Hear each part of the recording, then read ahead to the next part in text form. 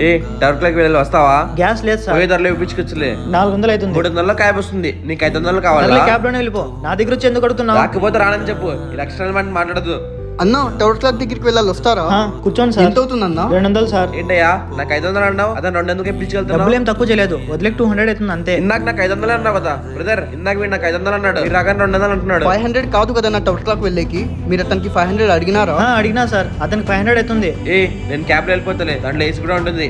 మరి నీకు 500 సర్లే, దాంట్లోనే వెళ్ళిపో. నాకెందుకు చెప్తున్నావు మాటి మాటికి? అందరు ఒకేలా చూడు, వేరేలా చూడొద్దు. నా దగ్గరికి వచ్చినప్పుడు ఏం చెప్పినావు? నేనేం చెప్పినా టవర్ క్లాక్ దగ్గర వస్తావా అని. నువ్వు ఏం చెప్పావంటే టవర్ క్లాక్ వస్తావా అని. మరి సార్ అన్న మీరు టవర్ క్లాక్ వస్తారా అని. దీంట్లోనే డిఫరెన్స్ ఉంది. ఇద్దరు చెప్పింది ఒకటే కదా. అది ఏ ఉంటుంది కదా. నీ దగ్గర పని చేసే మన దగ్గర చెప్పు, నా దగ్గర కాదు. నేను కష్టపడి డబ్బులు సంపాదించి ఆటో కొనుక్కున్నాను. నేను నిజాయితీగా డబ్బులు సంపాదిస్తున్నాను, నిజాయితీగానే ఇల్లు గడిపిస్తున్నాను. ఎవరు పడితే వాళ్ళు మాట అంటే మాట పడతాను అనుకున్నావా? ఎవరైతే నాకు మర్యాద ఇస్తారో వాళ్ళ కోసమే నేను పని చేస్తున్నా. ఎవరి కింద పని చేయాలా, నా కోసం నేను పని చేసుకుంటున్నా. పోయి వేరే ఆటో ఎక్కుపో.